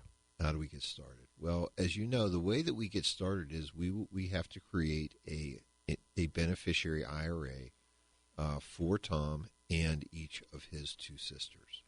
It will be in not only his mom's name will be on the IRA, but so will their name. Okay? Right, so it'll be Tom, beneficiary IRA of Tom's mom. Exactly. And the IRS doesn't look at this as Tom's money. They really think of it as Mom's money that wasn't distributed. Which is why there are special requirements on distributions. Yes, and because it's after January 1st of 2020 when the rules changed, they're going to be subject to this 10% rule that Aaron said. And because Mom was 92, they will have to, beginning next year, 12 months after the date of Mom's death, begin to make required minimum distributions based on Mom's age. So in addition to inheriting Mom's IRA, they're also inheriting her RMD schedule. Yes, very well put, exactly. So questions then occur. So we create the plan, we create the account, we then transfer the assets to the account. That's a tax-free transfer. And then they obviously have the RMDs that will be subject to be taken within 12 months. They can certainly take it before then if they want. However, there is one important piece that we do want to make sure that if you're inheriting if you're inheriting IRA assets within a year, which most people do, they don't inherit them on January 1st or January 2nd even.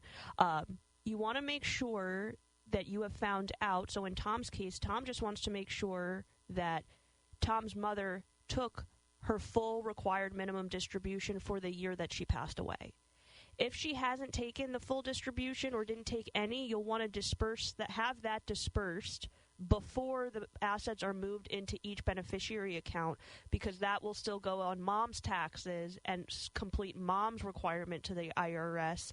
And then you'll want to move those. Then you'll want to initiate the process of creating the beneficiary IRAs, moving the appropriate amount of money based on the beneficiaries that Mom designated into each account.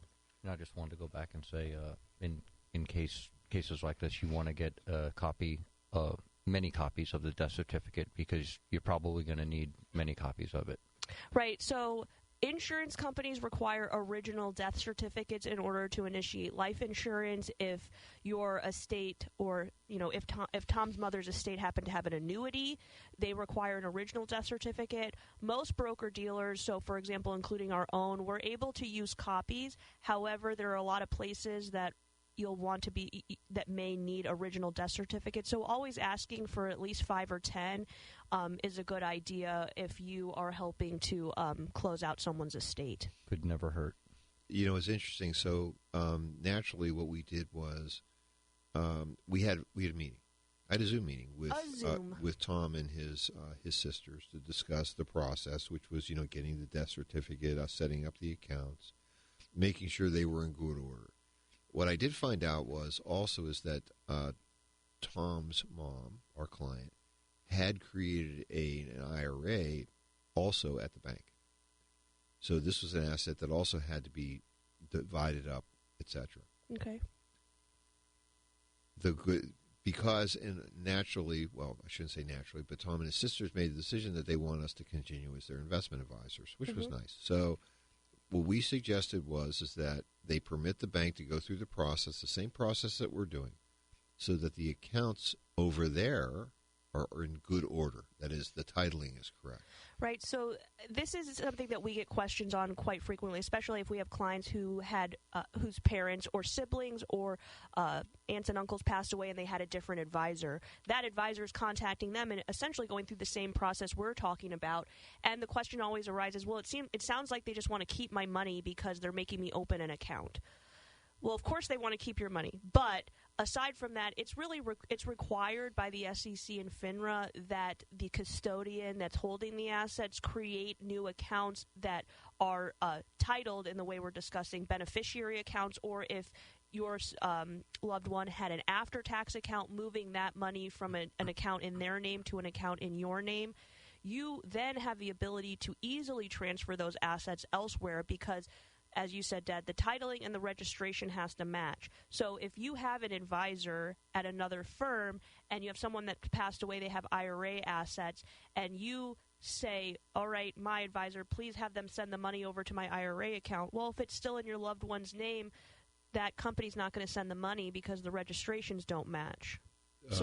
Exactly. And so what happens is once the accounts are in good order, then a transfer form can be created, which then is sent to the current company, and they will then send the money to these IRAs so they could be combined, which is really good. And there'll be no taxes in that transfer because everything lines up. Right, and those are called direct transfers. So it all works well. Mm-hmm. Obviously, the next step was, okay, we're going to get this money. We know we have to take money 12 months from now. There are ways for us to reduce the tax liability. Is there anything that we can do? So naturally, I had a conversation with them about what their current situation is. Are they still working? Are they making retirement plan contributions? And we found out that each of the children, Tom and his siblings, weren't making the maximum contribution. So Rob, of course, was with me, and so he came up with a discussion about reverse engineering.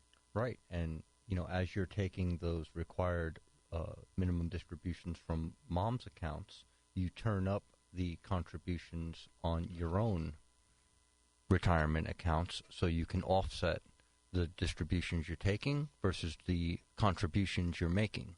So you can't combine them directly, but it's, like Jeff says, it's a reverse engineering play. So the cool thing here is, unfortunately, you can only make retirement plan contributions through payroll deduction if you are, currently employed.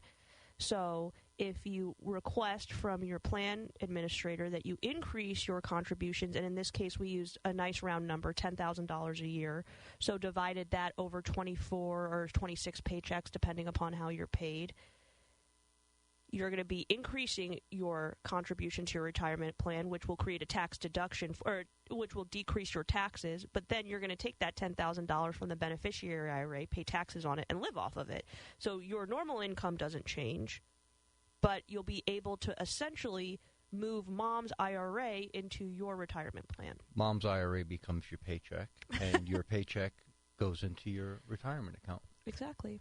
And that's really a terrific. That's usually step one, which is our question is: are you maximizing your retirement contributions? We know that everybody, if you're in a 401k, you can go up to about $25,000 a year, which is great.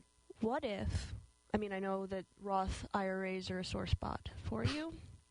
What if mom's IRAs weren't traditional IRAs; they were Roth IRAs? Well, it's interesting because we know that the distribution rules for Roth IRAs mirror those of traditional IRAs. So they would be subject to a 10-year distribution, but each distribution would be tax-free. But also there's no required minimum distributions on Roth, so That's you wouldn't have to assume any schedule like you do with the traditional assets. You have to empty it within 10 years, but you could take it all in the 10th year. Gotcha. Well, that or, here's another variation. Let's just say that you, and assuming you were married, your spouse, were eligible to make Roth IRA contributions, but hadn't done so up to that point. You should be able to then take $7,500 per year, let's say $15,000, and basically drain it and make a contribute. You take the money from mom's Roth, you then do a Roth contribution for yourself, and then one for your spouse.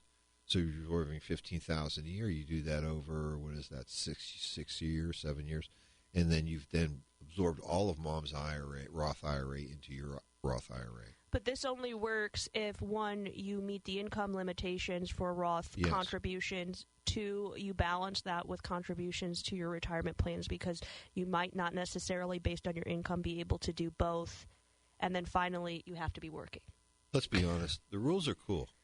They really. That's so cool. The rules are great. I mean, what happens is you have lots of ways of dealing with this. It's just a matter of understanding the rules and then really using them to your best advantage as you can. And that's, for me, that's the fun part of doing.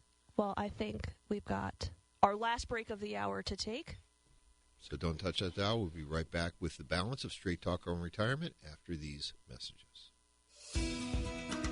Hey, KTRS listeners, Roger Wigginton here at Don Rogers Limited, 6727 West Main in Belleville. Well, you got to love this time of year, but you're really going to love our selection of men's and women's fall apparel. Guys, in our men's store, we carry a line of jeans called Grand River. We do it in black, a darker denim, and a rinsed look. A lot of stretch in the waistband.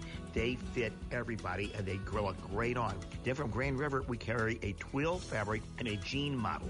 You will live in them. You'll wear them every day. Our selection of sweaters, casual sports shirts, suits, sport coats, we've got it all. Then in our ladies' store, same way. We're like the sweater capital of the Midwest between our men's and women's department. All of our sweaters are washable. They're stylish. They're great. They look fabulous on. Our ladies' jeans, like our men's, fit great, but we have a ton of dressy separates and casual sportswear. Don't forget, we're open Tuesday through Saturday, 9:30 to 4. Park at the door. Get waited on. We're at 6727 West Main in Belleville. And as always, I thank you for listening to our commercial. This is Jeff Lapidus, the retirement coach. Wouldn't it be great to have a game plan, a real strategy, so that no matter what was going on in the stock market, the economy, or the world, that you could be confident about your retirement? Wouldn't that be great? If you're within 5 years of retirement, call me today at 314-863-0008. That's 314-863-0008. Or send me an email, jeff@jblfinancial.com, to arrange your free coaching session. Let's get started on your retirement game plan today. Now, back to Straight Talk on Retirement on the Big 550 KTRS. Here are Jeff and Aaron Lapidus. Well, we've got approximately 8 minutes and 55 seconds left for this week's Straight Talk on Retirement. Our phone lines are open. We'd love to hear from you, 314-931-5877 or 84126 if you want to fire on the coaches. And while we're waiting, if we are waiting, we have some text on deck. And our next texter writes, my RMD from my IRA is $25,000 per year. Woo-hoo. I don't need the money. Even better. It piles up in my checking account where so good. Where I get practically no interest. There must be an alternative to this. Yeah. Spend some of it. Exactly. Spend some of it. Help me to pay for Aaron's whatever. Aaron's whatever? Exactly. What have I gotten help from you to pay for whatever? Well, again, certainly, there are opportunities now to get involved in higher yielding money market accounts or certificates of deposit. They're not even depressive anymore. You're not calling them depressed anymore. Well, listen, when you get above our 4% prudent withdrawal rate, mm-hmm. I'm feeling a lot better. I've also heard some really cool things about CDs just marketed, so this is not advice by any means, but many of you have probably seen the ads as well. I mean, they're offering above 4% rates. Some of the terms are 6 months. Even some companies are offering that you not have to pay any penalties if you needed to break the CD. Wow, that's amazing. So there are a few there, and many banks are offering options to you, so definitely shop around if you have a longer time horizon with this money, which it sounds like since it's building up in your account. You might want to diversify a little bit even in terms of your savings money, which is maybe some of it does end up in a higher yielding money market account where you can earn some interest even though that rate floats, so it could continue to go up or it could go back down again. There's no contractual timeline on those rates, but you also it's completely liquid though. You don't have to worry about breaking any contracts with the high yielding. Right, and many of them don't charge fees. So just as you're good, you take in a lot of information when you're making investment decisions. When you're making savings decisions, you want to get all the information as well. What are the limitations? Are there fees? Are there requirements before creating accounts? The other thing I would mention is that until Erin does create her own 501c3 charity, Or they did declare I mean, you a I'm charity as far as I'm declared a charity. Yes. I declare a charity.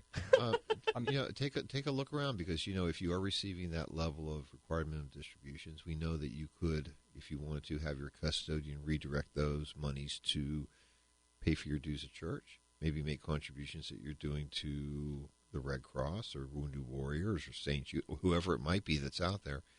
If they do those for you, then what will happen is that the taxable amount of those distributions will be reduced dollar for dollar. And that's really the big deal. And one thing I just thought of, I mean, if you've got $25,000 a year in RMDs that are just piling up, maybe, maybe charity begins a little closer to home and, you buy some life insurance to help pay the taxes for, some of these inherited IRAs that some of your beneficiaries may receive. It's a fabulous idea. Yeah. That is a fabulous idea. Well, I came up with it. And many of our clients are concerned about this, especially because they have large retirement accounts. And that 10 years has really accelerated the requirements, which increases taxes, which decreases how much you get to pass on to your family. Well, and the other thing I think that they recognize, and we see this more in our clients that are moving past 65 into 70, 71. They've been retired for a few years. Right. They're comfortable and confident that the income flow that they need is there, et cetera. But they're looking at their retirement accounts and they're going, it's a lot of money. Not only that, but we want, and, if nothing else, this is a major part of their life's work. Mm-hmm. They really want to pass this on to their children, maybe grandchildren, maybe great-grandchildren.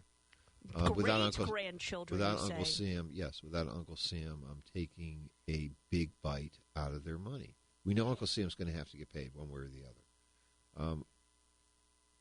Taking some of that we'll call it excess savings that's there, maybe directing it to a contract, which could then create a tax-free death benefit that could be then received by those children or grandchildren or greats, so they could then use that to pay those taxes and make those IRAs after-tax accounts. Ain't the worst thing in the world to do. No, especially if the money is simply piling up. And, I mean, if his required minimum distribution is $25,000 a year, it must be a quite sizable IRA. If there's beneficiaries that are going to inherit this and be forced to liquidate it within 10 years, that could leave people with a very, very sizable tax bill. And like you said, this is your life's work. You don't want it eaten up by Uncle Sam in the tax courts. Well, Rob, we looked at one of these the other day. We had one of our female clients. She was 70 years old. We determined that there would be approximately $100,000 in taxes that would be levied against her IRAs over a short period of time when they were eventually distributed to her kids. Her requirement of distribution was approximately $8,000 a year. And again, she was fortunate. She didn't really have a need for the money. But we suggested that she take $3,000 a year, purchase $100,000 coverage, assuming she was non-smoking standard person, which she was actually eventually approved for. When you think about the internal rate of return on a contract like this, you're looking at $3,000 a premium, $100,000 death benefit, 33 years to break even, lady 70, that's 103. There's probably a pretty good probability that she might not be here over that period of time. Instead of having that money maybe invested, going up and down, who knows where the result would be. But even if we were to compound that money over time, what's the break even? I mean, the truth is the break even is really deep. And so if she didn't have one, but if she had an insurance contract already in place, well, what we might have done is change the beneficiary to her daughter. Mm-hmm. But that being the case, we didn't. We've also seen similar things with newborn, we'll call them newly minted grandparents. How do we give an inheritance to that grandchild? Something that's separate from the parents so that we can leave the money to the kids and not necessarily have to take a part to the grandkids. Reusing contracts that are currently in place, but then at the same time, or even building upon contracts that are already in place. Creating capital, literally creating capital that's going to be delivered from grandma and grandpa to that grandchild. It's great. I mean, like you say, the government's going to get their money. It's really just a matter of how do we want to pay them and what's the most efficient way of satisfying this obligation. Well, and the other side you can also look at it is that for this child or grandchild that's receiving this money, we didn't think about this 30, 40 years ago. Because, frankly, unless you owned a farm or unless you owned a business, people didn't have capital. But now, how would that child or grandchild's life be changed, be different, maybe be positively impacted by receiving $50,000, $100,000 income tax-free proceeds at someone's death? And also, how would your children's life be impacted by the burden being less on them for college education expenses, the first house for their child, things like that? Even though you're passing the money multi-generationally, you're still helping your family multi-generationally as well. Tools, all of these things are tools. And the question is, how do we take the tools that you have in place and use them most effectively for you? Well, most of that time it happens in a coaching session. Easy to do. Give us a call, 314-863-0008. Again, 314-863-0008. Or you can go to our website, jblfinancial.com. See you next week. The opinions voiced in this show are for general information only and are not intended to provide specific advice or recommendations for any individual. To determine which investments may be appropriate for you, consult with your attorney, accountant, and financial advisor or tax advisor prior to investing. Securities offered through LPL Financial, member FINRA SIPC. Investment advice offered through Private Advisor Group, a registered investment advisor. Private Advisor Group and JBL Financial Services, Inc. are separate entities from LPL Financial.